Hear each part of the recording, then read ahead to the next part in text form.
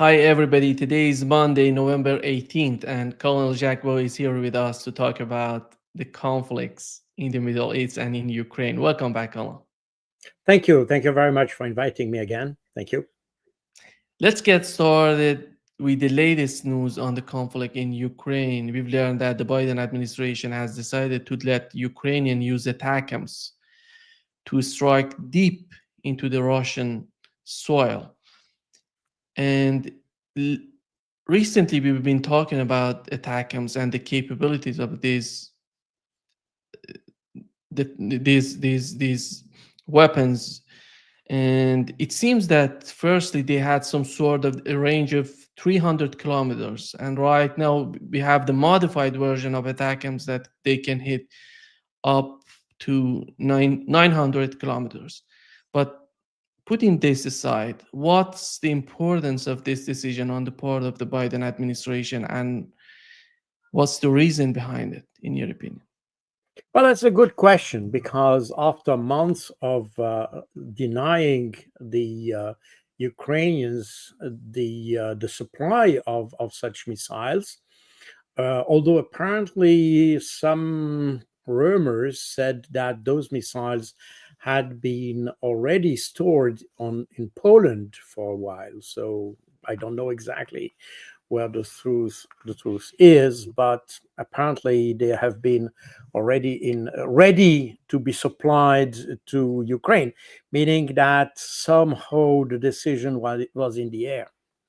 In any case, officially at least, the Biden administration refused to give these missiles, and also refused to provide the authorization of for French and British Scalp and Storm Shadow missiles to be used in the depth of the Russian territory. Because apparently those missiles use some kind of mapping software or something guidance system that requires a U.S. authorization. In any case, the Biden administration refused that for several months now. It's about more than 1 year, in fact. And and suddenly, just after the election of Donald Trump's, the Biden administration changed its mind. So that's quite strange. But that might be explained by different things. First of all, we have to see that the situation in Ukraine has become extremely dire for the Ukrainian forces, and probably we see also that Volodymyr Zelensky is desperate to find support from the U.S. because of the decision. I mean, the stated or the planned decision of Donald Trump to engage the Russians in some kind of talks about the conflict. In any case, Volodymyr is desperate to find support, and is rushing to the Europeans to have more and more support. But as we know, the Europeans don't have much left to offer. As a result, Zelensky turns back to the U.S. So this may explain the reason why the Biden administration, before the new administration decides to provide some escalation capability to the Ukrainians. That's one explanation. There's another explanation that is not exclusive, by the way, which is that the Biden administration is just giving some kind of strike to the next administration, trying to make the Trump decision to open talks with the Russians more difficult by precisely giving the Ukrainians some ability to escalate the conflict, and that would obviously make the Trump's work more difficult later. So I don't know which of those two explanations. Probably the two of them are in fact uh, um, the good ones. I mean, the real ones. It seems so, though, that it's nothing less than an acknowledgement of the failure of the current or the strategy that has been adopted toward Ukraine since We could say even since 2014, because it means that basically the assessment of Russia was wrong since the very beginning. Russia was assessed to be much weaker.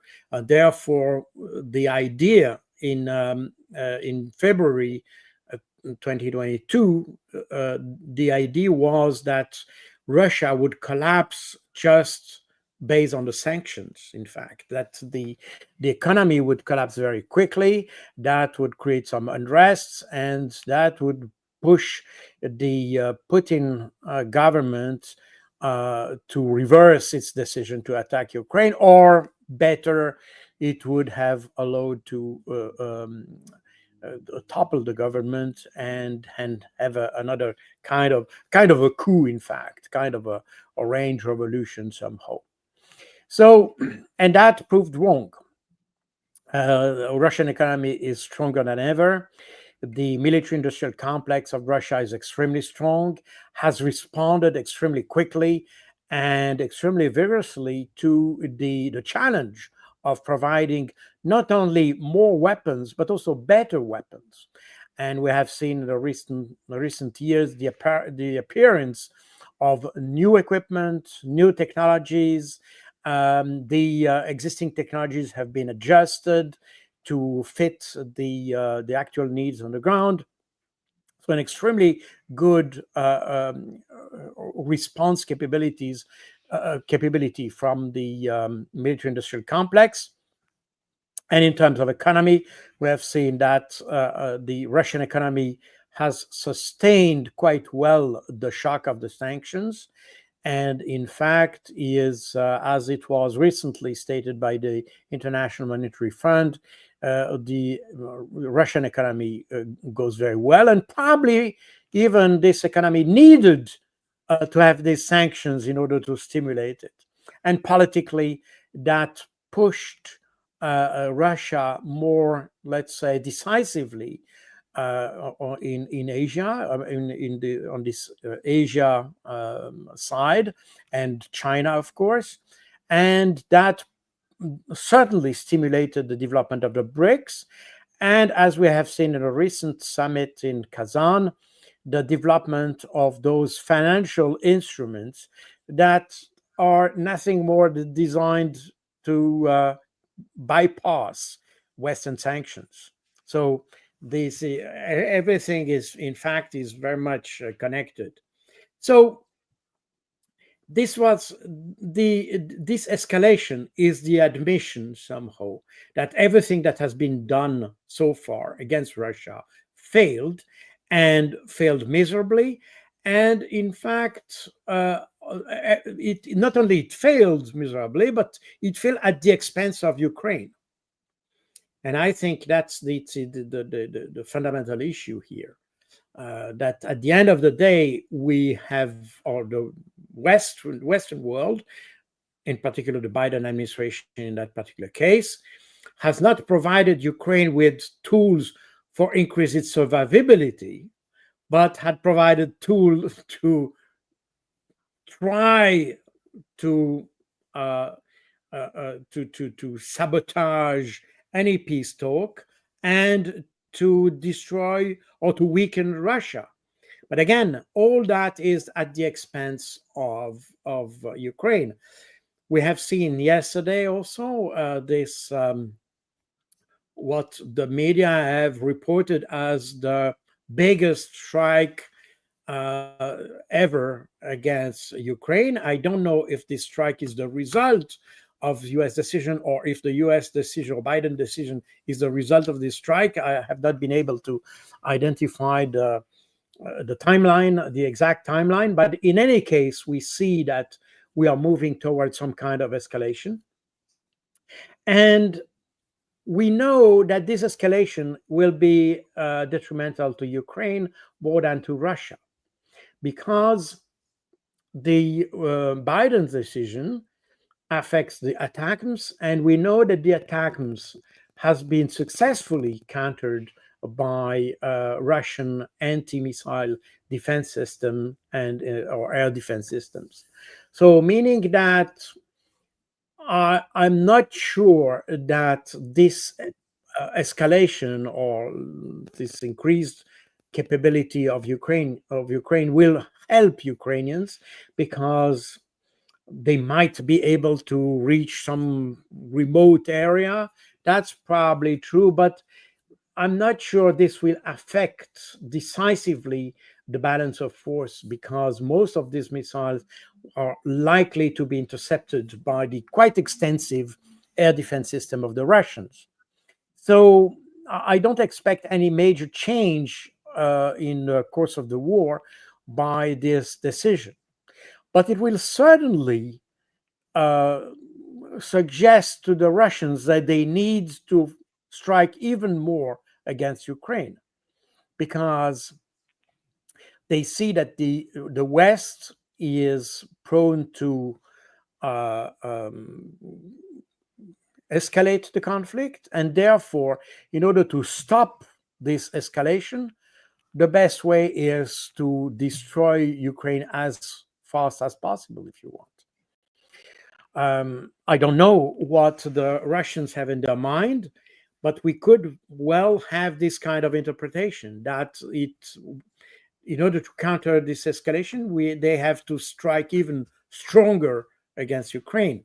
And we are still to the same point that the West, as Lindsey Graham used to say, they are using Ukraine to make the security policy of the US, in fact, meaning that the idea for the US is to weaken Russia, and to that objective, they use Ukraine. So, meaning that the Ukrainians are dying for the US, in fact, and that's extremely cynical type of calculation. But in my view, this is exactly what we have seen in the past uh, 2 or 3 years now, and this is exactly what Trump wanted to stop, not because he has some compassion for the Ukrainians, because I'm not sure this is the rationale, but because the conflict, regardless of how you escalate it, the conflict is a black hole in terms of finance. So you put money in that, and there is no real return on investment. And if we have seen the recent declaration of J.D. Vance and Donald Trump, we are back to this kind of economic type of thinking, meaning that if we wage a war, we should have some kind of return on event. And that's also the reason why he wanted during the first mandate, why he wanted to stop Afghanistan, because he said, well, we have nothing in return. We are just fighting. We are killing a few people. We spend a lot of money for something that brings almost nothing. And Afghanistan is not a strategic country such as, let's say, Iran or Saudi Arabia, for instance. So, meaning that the calculus of the Donald Trump and the team that has been projected so far is probably in that direction. So, meaning that it's an economic calculus and not humanitarian or and probably not even political, because I think the US has dropped any political ambition with that, because everything they hoped, like a regime change in Russia or a weakening of China, and this has not happened. So, in fact, this is a failure from A to Z, and therefore, I think I understand the rationale of Donald Trump to say, "Well, let's stop this mess," and that's a rationale. But interestingly enough, Joe Biden works to prevent that, and this is kind of a primary school type of thinking that and that in fact it's not so strange if we consider the the behavior of the Democratic Party since 2016, in fact, with all these actions, legal actions against Trump, and the this propaganda, disinformation about him, about everything, that shows kind of a childish type of political behavior. They never attack Trump on the substance of things, but also always on the person, and trying to avoid or prevent him to achieve things. Again, I don't know if it was a good idea to try to have more, let's say, talks or dialogue with North Korea, for instance. Maybe it was. I mean, instinctively, I would think it was worth it. But again, there might be different interests. The thing is that instead of trying to promote positive action, the Democratic Party seems dedicated to have negative action on what Trump did, and including attacking the person, attacking the. This has become kind of a personal fight. It's not just a political. It's not even a strategic at policy level. We're not talking about this. This is very much at individual. This is a personality issue, and that sounds extremely, I mean, for me, it's extremely concerning. I'm coming from a very tiny country, and seeing large country, which is often called as a superpower, that has some kind of childish concerns and childish behavior, that is extremely concerning. By the way, this is also something which is not exclusive to to the Biden administration. We see exactly the same thing in the European Union, for instance, with Ursula von der Leyen. The kind of remarks she does about Russia indicates a very childish type of understanding of the situation in Eastern Europe, whereas everything seems to be bound to the person of Putin, not as the balance of force between East and West. That's what we have. I experienced. I was part of my active life was during the Cold War, and at that time we were fighting systems. I mean, that was a system that was fighting another system, and we didn't fight individuals. We were not against Brezhnev or against Andropov or so, but we were against a system that we didn't want to have in Western Europe. So the communist socialist system or things like that. Right or wrong, that was a war that was at a completely other level.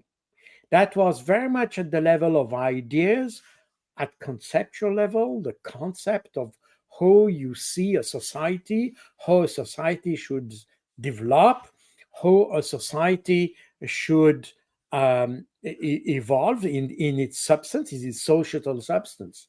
But today we are far from this. We are talking about individual. We are against Assad. We are against Erdogan. We are against Ali Khamenei. We are against, we are against individuals. It's not about ideas. It's not about systems. It's not about how we can accommodate a system A with a system B and what kind of common life we can have, even if the systems are totally different. It's not that, which should have been the lessons of the Cold War, where we tried to accommodate the existence of two different systems. At the time, it was through kind of a cold confrontation, hence the word Cold War. But we should have learned something, but we didn't. And today, the problem is no longer the ideas, because in essence, Vladimir Putin is a Westerner in terms of thinking.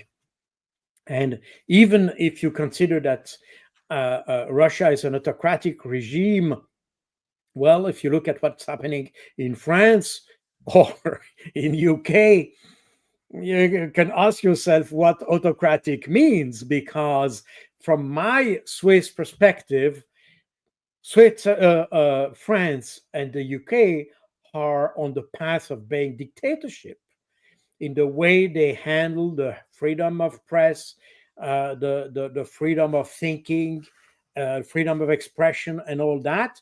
I mean, for me, with my Swiss eyes, and of course, we have another idea of democracy, because for us, the word democracy has a completely different meaning as it has in France, in neighboring France, or in the UK. So this also indicates that when we start criticizing Vladimir Putin and all that, we should also consider that the word democracy or autocracy or whatever has become extremely relative. And in fact, is based on our understanding of, not even understanding, is based on the fact that we like or not an individual. That's extremely concerning, in fact. I don't know how Russians, if Russians are happy or not. In fact, I can even say there is a German institute that publishes every year a kind of a happiness index, which is based on poll of a number of individuals in, I don't remember, I think it's about 60 countries. And they have a number of questions and they derive an index of happiness. And we see that countries such as China, for instance, is very top on the level. Why? Because regardless of the one-party system and things like this, Chinese people feel that they have everything they want to have.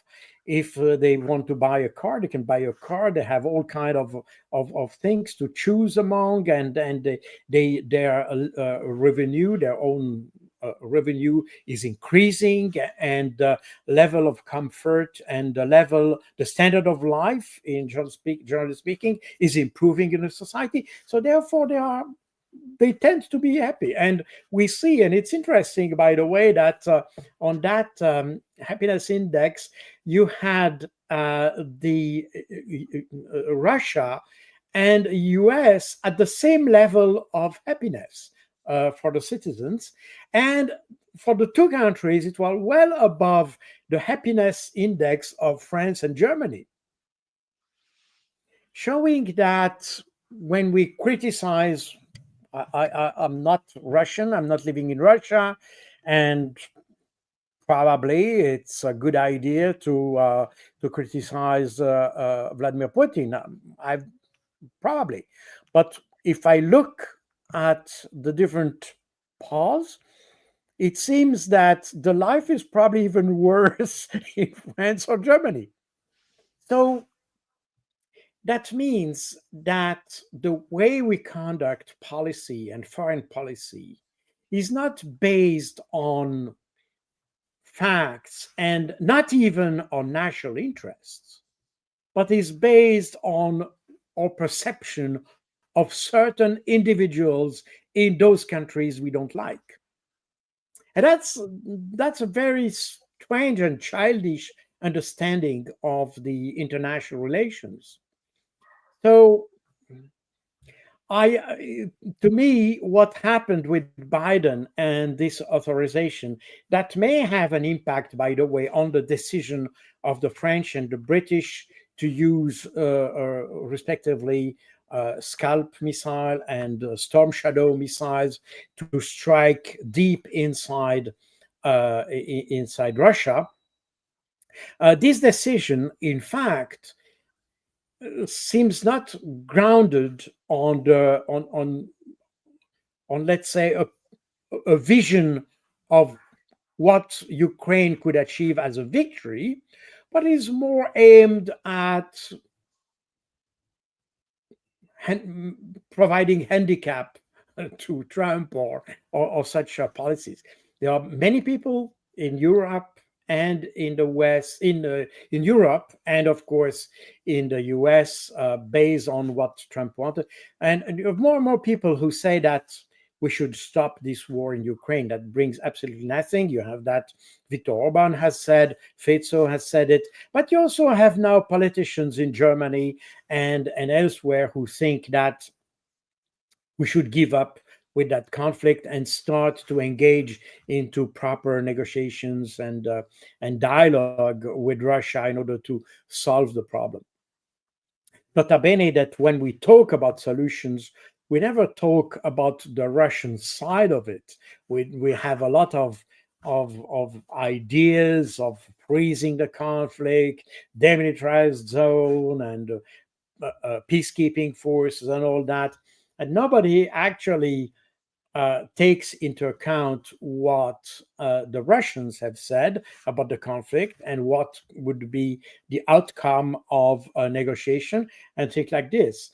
So, but at least the word negotiation is allowed, and it's interesting because Thierry Breton, the European Commissioner to the Economy, the European Union, he, as you know, he left his position a couple of weeks ago, and recently gave an interview in which to the French media, in which he said that the word negotiation is prohibited to be used in the European Union. So negotiation and talking to Russia and all that is simply prohibited. These are taboos. There is absolutely no question to address these as, and that's very strange, especially for a multilateral organization, because the aim of a multilateral organization is precisely to accommodate people and try to find how you want uh, to smooth the relations between the members of the organization, but also between the organization and the outside world. But apparently, the world negotiation and all that are totally prohibited. So we see that we are in a mentality. But again, Ursula von der Leyen has demonstrated that she's as childish as Biden, if not more. But this is this idea of even worse than during the Cold War, that we are the good ones, and the Russians are the bad ones, and the good bad ones don't talk to the bad ones, and especially not Putin. So we have, I think the whole thing demonstrates a poor understanding of international relations, a poor understanding of national interest, but also collective interest, because I think nobody in the West, and especially not in Europe, has any interest of having the Ukrainian conflict to continue. Not even the Ukrainians, of course. And again, if we had so much concerns about the future of Ukraine and the independence of Ukraine and its ability to stay as an independent country, why Germany, France, and others didn't press Ukraine to to comply with the Minsk agreements? Because at the end of the day, had these agreements been respected by the Ukrainians, this conflict would not have happened. But the Germans, and during that time, I remind you that Ursula von der Leyen was even Ministry of Defense. She created a lot of mess in her ministry, but this is another question. But she was Minister of Defense. And during that time, Germany, who was the guarantor of the Minsk agreement, as well as France, they didn't make any effort to press Ukraine to comply with these agreements. So today, it's a little bit too late to have some sorrow and to try to be with. They should have been with Ukraine before. They should have helped Ukraine when it was time to help it, and not simply now that the situation on the ground is dire and that there is absolutely no prospect for a solution that would accommodate the Volodymyr Zelensky victory plan. So it's too late to have regrets and things like this. When you look at the battleground right now in Ukraine, as you mentioned, many times the Russians were trying to negotiate with the United States. But you see how Russia is advancing in the eastern part of Ukraine. And any sort of escalation is just worsening the situation for Ukrainians. And right now, this type of decision on the part of the Biden administration is not going to improve the Ukrainian position on the battleground. What's happening to Ukraine right now on the battleground in terms of the territory that they're losing? Well, in terms of territory, I don't know if I have here, but you had a very good presentation from the New York Times a few weeks ago. Here I have it. Sorry, it's in French because I was not prepared to show it, but I show it here. This is the Russian advance in Ukraine. And you had in red the territorial gains of Ukraine, of Russia, and in blue you have the territorial gains of Ukraine.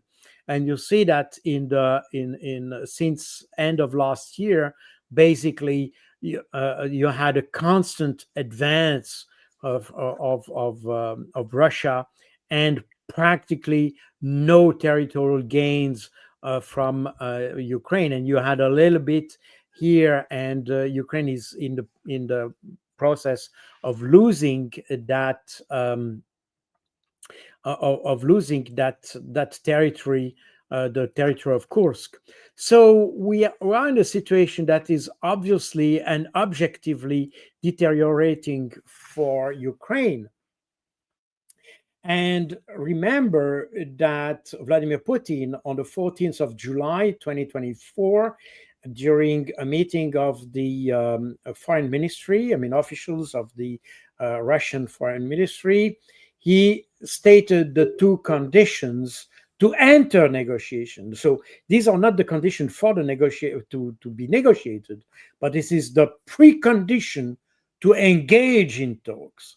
And those two preconditions were, first, that the Ukraine should abandon the oblast of Kherson, Zaporozhye, Donetsk, and Lugansk. And this was the first precondition. The second precondition is that Ukraine would become neutral, meaning not member of NATO. So we see that Russia is moving towards this objective of making the Ukrainians to abandon those four oblasts, especially the oblast of Donetsk, which is quite extensive. It's a big one. It's a very big oblast or region. And the idea of Putin was, however this is abandoned, he even suggested that the Ukrainian should leave those territories, in fact. Obviously, the Ukraine will not, and Russia will have to conquer these territories. But that's exactly what we are seeing on the ground. But beyond this, you have other aspects. And recently it was reported, I think this is the International Agency for Atomic Energy, that has stated that yesterday also, that currently you have only 2 of the 9 Ukrainian nuclear power plants which are functioning 100%. All the rest doesn't function, meaning that we see that the Russians are systematically destroying the electrical infrastructure, meaning that the war economy that obviously use electricity to work is not functioning, and that affects also the civilian population, of course. So we see that the territory is lost. That's one thing. But beyond this, the rest of the economy suffers from the war. And I'm not even mentioning that the richest part of Ukraine, the part that was probably the more dynamic in terms of industrial capacities, was the Donbass. I mean, all the region which is currently occupied by Russia, meaning that you have a very strong part of Ukrainian GDP which is currently under the rule of Russia, meaning that the more we are moving, this conflict develops, and the more it will escalate, the less options it gives to Ukraine. So we are definitely in a situation where Ukraine can only degrade its situation. So that's why I don't understand this decision of Joe Biden, because we know that this will have a decisive impact on the way Russia will continue this war, and that will probably give Russia more incentives to destroy what's remaining from the Ukrainian economy. And if you add to this that recently the the company Rinmetal, which is one of the biggest uh, uh, military industrial company in Germany, they have stated that they have currently four different production plants that are in Ukraine, meaning that it's simply, and I'm just saying it, by the way, is an incentive for the Russians to destroy industrial capabilities of our capacities, even of Ukraine. So we are in a dynamics that is certainly not favorable to Ukraine, whatever the perspective. So I don't understand the behavior of or the decision of Joe Biden. And when it comes to Lebanon and the conflict between Israel and Hezbollah, we've learned that Israel has sent elite forces of Israel to the southern part of Lebanon, but so far we haven't seen any sort of advancement on their part. How do you find it right now? And is Israel capable? Recently, I don't know if you've heard that the new defense minister of Israel, Israel Katz, he's talking about disarming Hezbollah. How is that realistic in your opinion? Well, I think first of all, Hezbollah, as it has been in 2006, Hezbollah is is its mere existence is about the defense of the Lebanese territory. It's not about invading Israel, meaning that those guys who fight in the southern part of Lebanon, they defend their own territory. While on the other hand, Israelis are simply invading a foreign territory.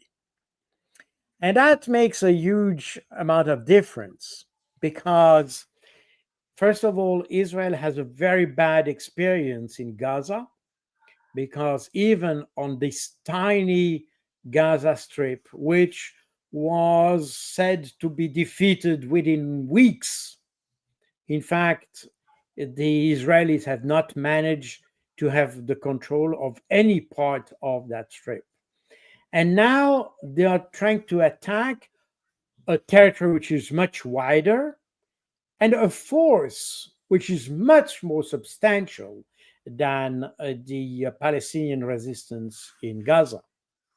And Hezbollah, beyond being a larger force, is also a force that enjoys a better logistics, if you want, and better supply of weapons, including new missiles, including all different type of weaponry that can be manufactured in Lebanon or in Syria or elsewhere in the world, and that can be imported in some way into South Lebanon, because they have an open back, if you want, whereas in Gaza they are limited to what they have on the strip, even if there are probably some smuggling of equipment and material and all that. But still, the logistics of the Palestinian resistance in Gaza must be extremely difficult to achieve. While in Lebanon, you have a more open situation. As a result, Hezbollah has much more resources to oppose to the Israelis, and has also, in the recent years, Hezbollah has developed or acquired much more technological advanced equipment, like drones and suicide drones and things like this, that are extremely effective against Israeli installations and against Israeli tanks. And that's the reason why, despite having something like 4 divisions in the region, the Israelis are very prudent in using those divisions and are not really committing their armored force, because an armored force in such a terrain is extremely vulnerable. And therefore, they try to come back to infantry warfare, including special forces, to infiltrate the Hezbollah. So you may have some elite units infiltrating Hezbollah lines and Hezbollah, the southern part of Lebanon. That's well possible, but whether they will achieve some kind of tangible result, I really doubt of this. Now, what's happening is that the Israeli forces, as soon as they come into a village, they destroy all the houses and they leave. So again, we are in a dynamic of destruction, of disproportionate force. It's a kind of scorch air, scorch earth policy that is designed to scare people. It's based on the use of terror to some extent, and that may work, or that might work in Europe, for instance, but not with Hezbollah, because they are definitely, first of all, for them, just resisting is a victory. And therefore, technically, if you look at the cultural perception of victory, Hezbollah is already winning, because they are able to resist. And that's exactly what happened in 2006. And what is interesting, by the way, in that respect, is that the Israelis seems to make exactly the same mistakes that they made in 2006. That means underestimating the enemy, considering that the enemy are simply terrorists, that they can apply force because at the end, that's the purpose of naming the enemy as terrorists, because so then you are allowed to use whatever type of force and means to fight them. The problem is that when you fight such kind of war, especially when you try to enter a country, a foreign territory, then your first, let's say, probably not the first, but an important part of your strategy must be to avoid alienating the local population, because you will try as much as possible to keep the local population with you, and therefore you will probably, a better strategy would be to distribute candies and bread and things like this. But it's not how Israeli handle the thing. And by the way, we can even come back to 1982, because at that time, when Israel entered Lebanon, that was essentially to fight the Palestinians and the PLO that was based in Beirut and had a lot of refugee. I mean, was in fact, manned with all these refugees that were in the refugee camps at the in the southern part of Lebanon. And the Shiite population at that time welcomed the Israelis because you had Lebanon is a very tiny country. You had something like 1 million, one and probably more than 1 million Palestinian refugees. And of course, these refugees were a burden to the local economy and the welfare system and the infrastructures like water distribution and all that. So, in fact, those Palestinians who were in the region were a burden for the local population. And when the Israelis came into the country, the Shiite population welcomed the Israelis. But, and that's very interesting because instead of using the Shiites to fight the Palestinians, the Israelis started to shoot at everybody and started to antagonize the Shiite population. And from that situation, you had the creation of what eventually became the Hezbollah in 1985. But and before that, you had a variety of small resistance movement, the jihadi, the Islamic Jihad, and things like this that were limited to the region. And later they consolidated and probably they formed this the Hezbollah, as I said, in 1985. But before that, instead of using the existing split in the society to their advantage, the Israelis started to shoot at everybody. And therefore, they had then not one enemy, namely the Palestinians, but they had the Lebanese population and the Palestinians.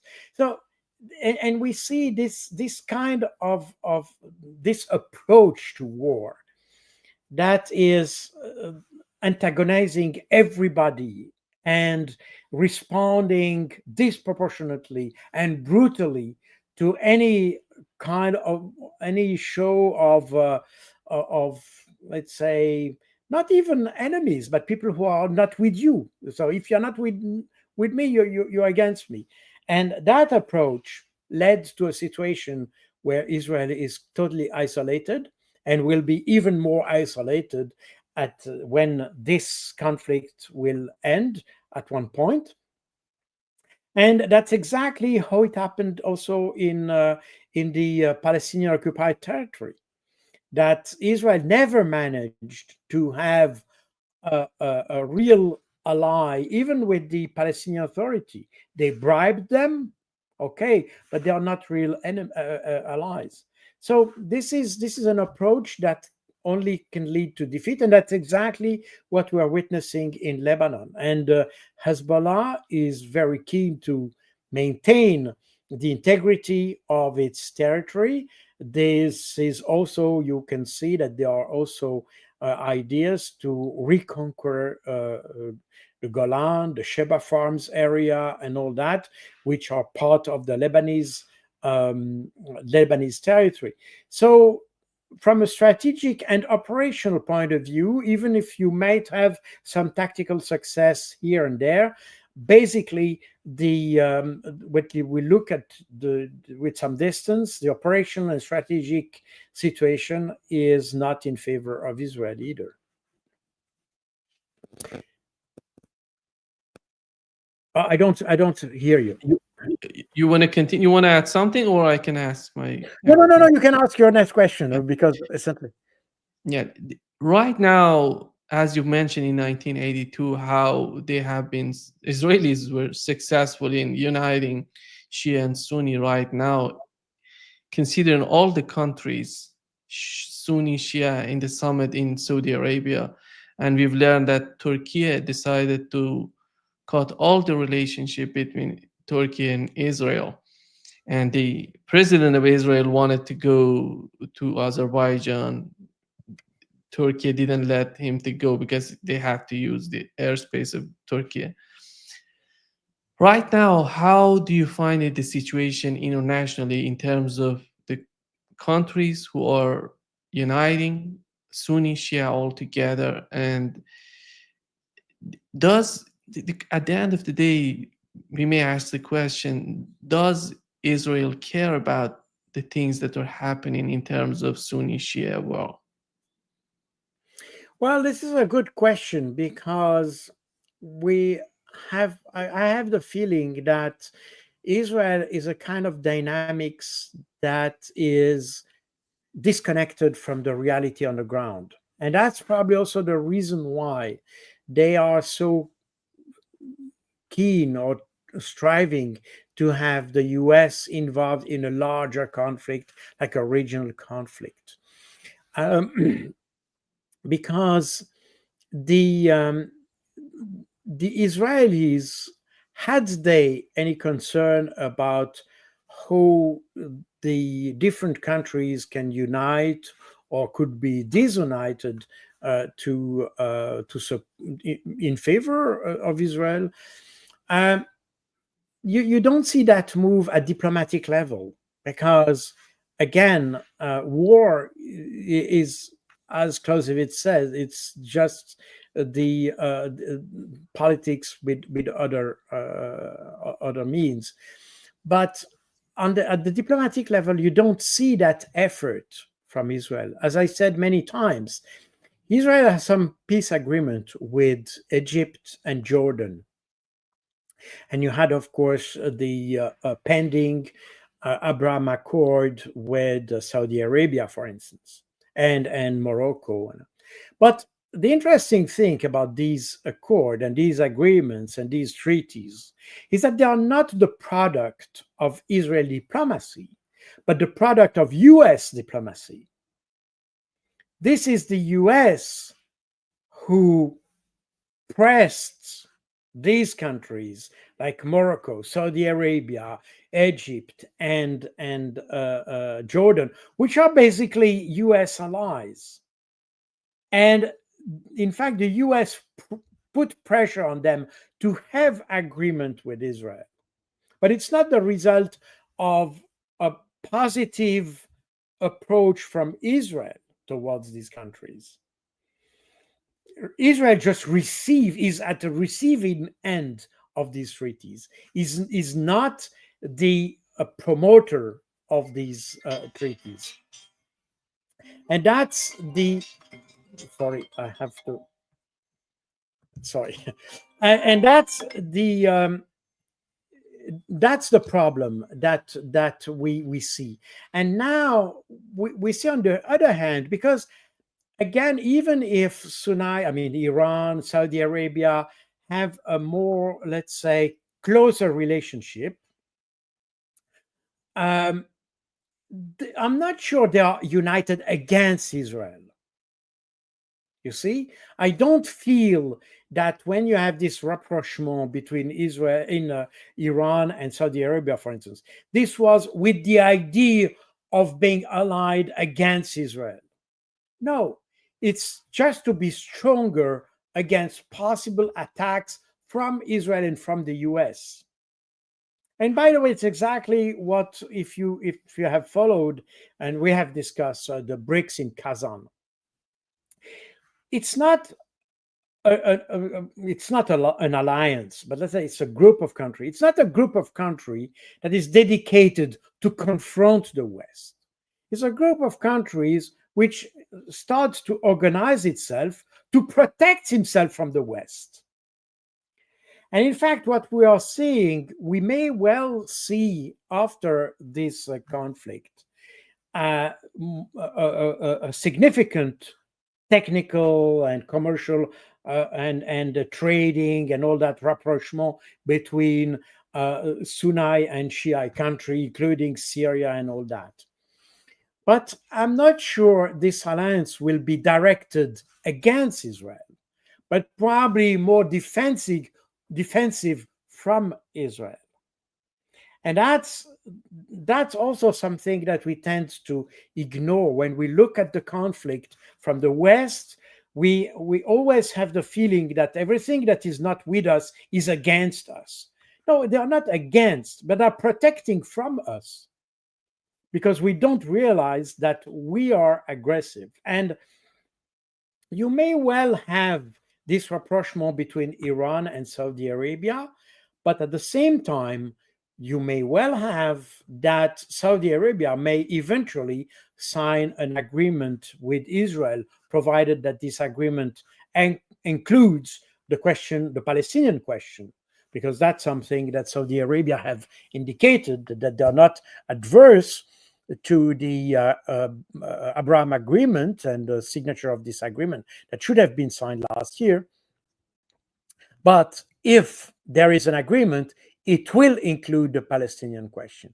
So, meaning that from the Arab side, I don't see here an alliance against Israel, but probably an alliance that would protect from Israel.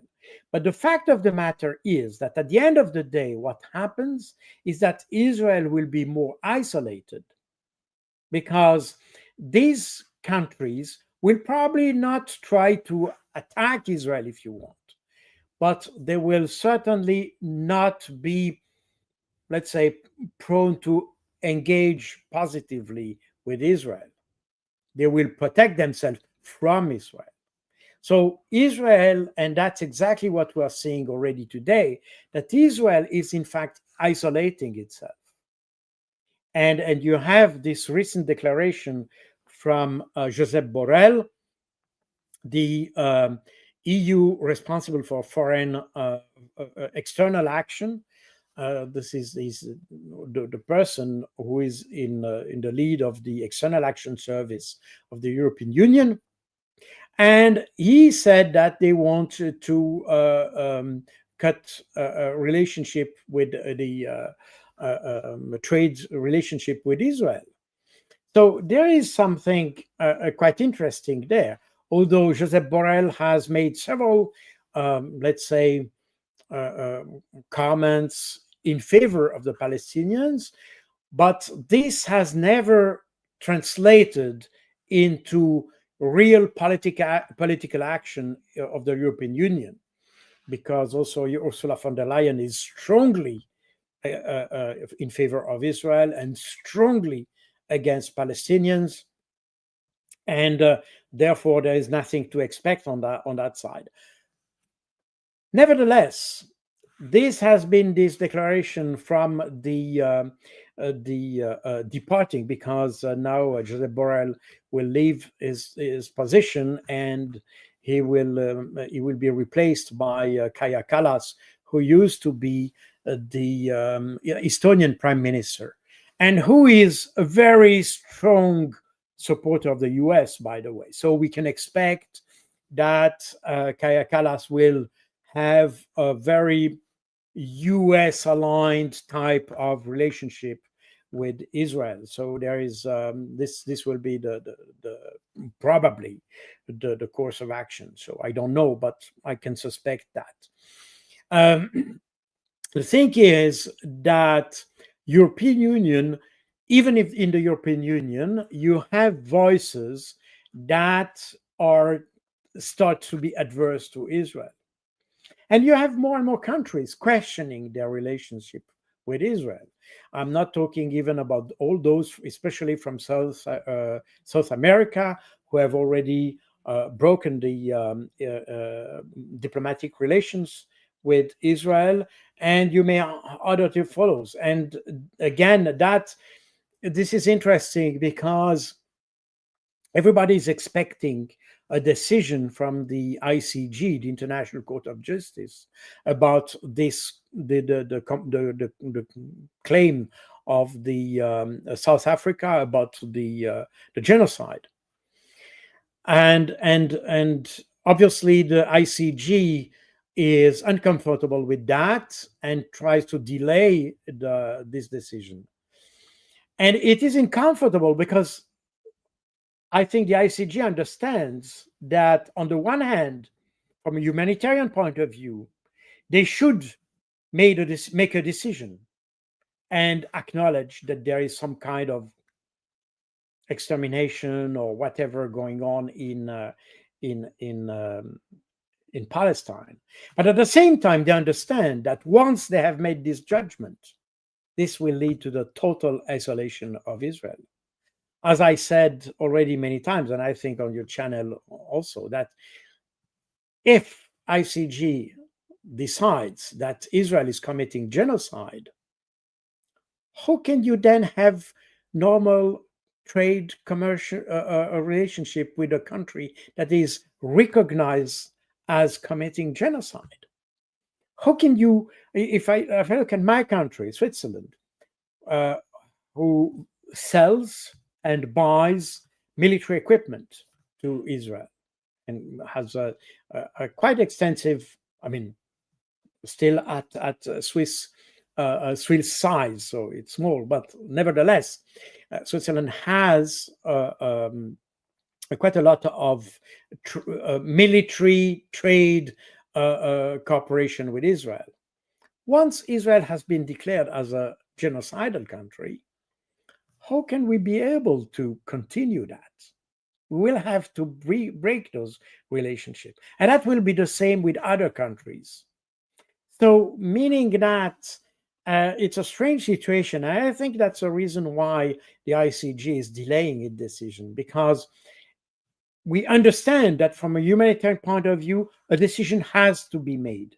And we have so many indications and many reports that, in fact, confirm the suspicion that Israel is conducting a genocide in Palestine. But it remains still a plausibility and not a fact so far. Those elements, these evidence are there, but they cannot be, let's say, translate into a decision, because making that decision would then completely isolate Israel from the rest of the world. Then Israel would be definitely a rogue state or pariah state, or however you want to call it, and that makes the weight that is on the shoulders of the judges of the ICG quite high, and I understand that it affects the way they make the decisions.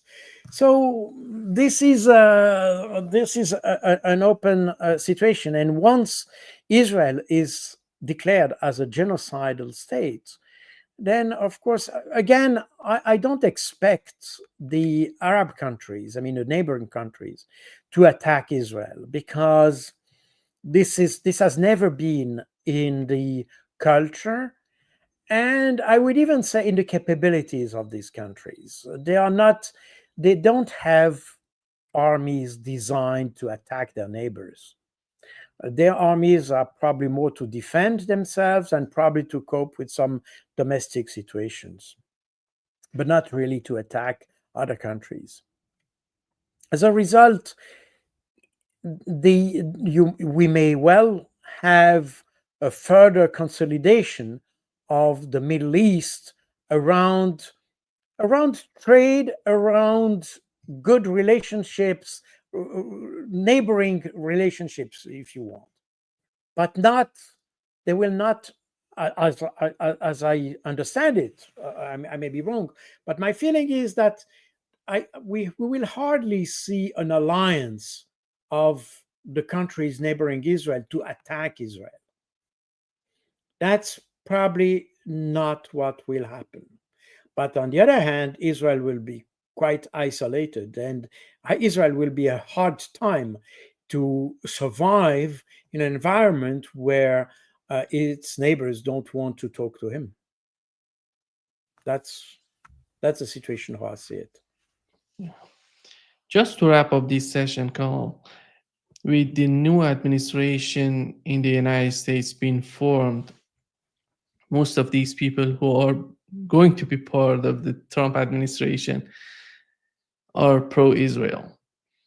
On the other hand, we've learned that Elon Musk, it seems that New York Times reported that Elon Musk was talking with Iranians in New York in terms of de-escalations between the United States and Iran, which is totally related to the situation in the Middle East with Israel.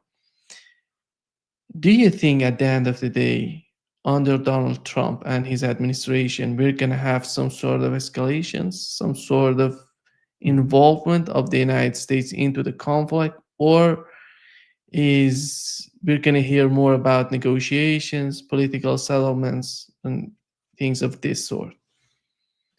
Well, first of all, this meeting with Elon Musk and Iranians. Well, first of all, we have to say that Elon Musk is not yet member of the Trump administration, and that all the nominees still have to be validated by the Senate, and therefore, what we have so far, the cabinet that has been nominated by Donald Trump, is still indicative.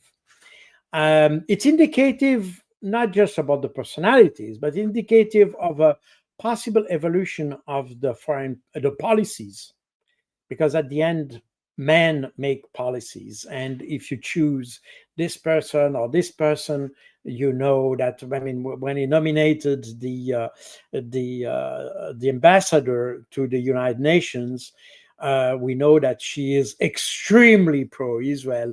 Therefore, we can anticipate that the policy of the Trump administration will be very supportive to Israel, which is in fact not a surprise, because we have seen that during the previous mandate that Trump was extremely pro-Israel, even at the price of trespassing the international law by recognizing the annexation of the Golan Heights by Israel, and to recognizing also the annexation of Jerusalem East, including the recognizing Jerusalem as the capital of Israel.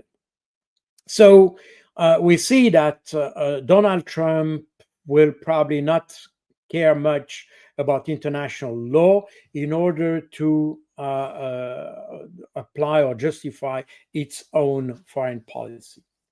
But beyond this, I think, again, if we listen to and if we look at the program that was outlined by Trump and his team so far, we can say that the priority of Trump is to develop the US power from inside, if you can put it that way. So instead of projecting power, they want first to consolidate power within the continental US, if I can put it that way, meaning to restore some kind of manufacturing industry, to restore a know-how in certain technologies, to create jobs, to even take jobs from other countries, as he said explicitly. So, in fact, to rebuild a society beyond rebuilding an economy, and that will be the priority. And in that respect, we see that having or making war abroad is adverse to that objective, because it diverts a lot of resources for very often no result. And again, what would be the objective of having a regional war in the Middle East? We know that the Israelis dream of a large Israel, a greater Israel, that would extend from the Nile to the Euphrates. But this is still a dream. But in order to achieve this dream, the Israelis should, in fact, balkanize the rest of its neighbors. And that's what the Israelis want. But this is not necessarily the interest of the US. And I'm not sure that the US are ready to engage in such an approach. Therefore, and from its previous mandate, we can see that Trump has not stopped any war. I mean, with probably the exception of Afghanistan, which was definitely a black hole in terms of finance, as Ukraine is now. So it stopped these wars that are very expensive. But on other theaters, such as Syria, for instance, Trump didn't stop things. On the contrary, he just exacerbated the conflict and he contributed to the conflict. And the use of drones and all that to kill people, targeted killings, and things like this continued unabated with Trump, including the fight against the Yemen. Trump is not a pacifist. So that must be absolutely clear. It's something which, in France, for instance, commentators tend to ignore. I mean, they see Trump as the savior of humanity because he loves peace and will make peace everywhere. I think it's not that, definitely not that. Uh, Trump is against stupid wars. I mean, you can say that all wars are stupid. Okay, that's a point of view. But basically, what he means is that if it's not in the direct interest of the U.S., then it's not worth it. And therefore, he has an extremely pragmatic understanding of using the armed forces. I'm not sure it will reduce the military presence in the world, for instance. I'm not sure it will do that. But he will not use this military presence probably to exacerbate violence or, let's say, armed confrontations. Probably not even with China. He will probably try to contain China through sanctions, embargoes, through probably arming Taiwan or things like this, maybe, but not confronting directly China, because my understanding of him is that he considered that war is in fact a waste of money and that you can achieve these objectives differently. But it doesn't mean that it's not war. It's a war waged in a different way. He's not a pacifist. He is someone who waged war with different means. That's it. So that means that he will probably continue to help Israel, probably continue to provide weapons, probably sanction the enemies of Israel, and that's why we have, for instance, Saudi Arabia having an extremely cautious approach of with Israel and all that, because Saudi Arabia doesn't want to find itself in the crossfire or in the crosshair of the U.S. and because the U.S. will not start a war with Saudi Arabia, but they will probably make some restrictions in terms of deliveries of weapons or supplying ammunition or whatever, things like this, or maybe other kind of trading sanctions and things like that.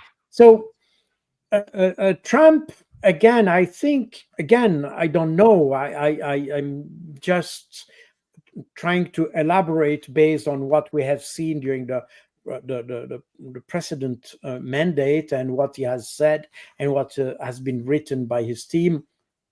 But what I think is that he will give the priority to the U.S., continental U.S., if you want, the CONUS, and he will try to avoid being committed into war, into physical wars. But it doesn't mean that he will abandon Israel. He will continue or support them through sanctions, by the use of financial sanctions, or by all that. So this is war with other means in a certain sense. And therefore, I think this will also be, that will be that will promote the development of the BRICS, because essentially the BRICS is precisely a tool to avoid or to be protected against all these sanctions, embargoes, and all that. Therefore, all the financial techniques and the financial means that have been not elaborated but have been mentioned during the Kazan meeting, this will probably be developed at a fast pace within the BRICS, and people will join that because it's a way of escaping US sanctions. But I don't see any let's say attempt from the Arab countries, or let's say Muslim countries, regardless of the school of thought. But I don't see that those countries will turn against Israel. They will protect them from Israel and be better protected and better prepared to fight to fight any action designed at influencing them, to be outside the pressure, the policy of pressure, and the policy of maximum pressure, by the way. That's the policy that the US wants to apply on Iran, the policy of maximal pressure. So everything will be from the regional point of view, I mean, the Arab state or Muslim state, it will be to prevent or to protect themselves against this maximal pressure. That's how I see it. Yeah. Thank you so much, Colin, for being with us today. Great pleasure as always. That was my pleasure. Thank you for inviting me again. Thank you. My pleasure.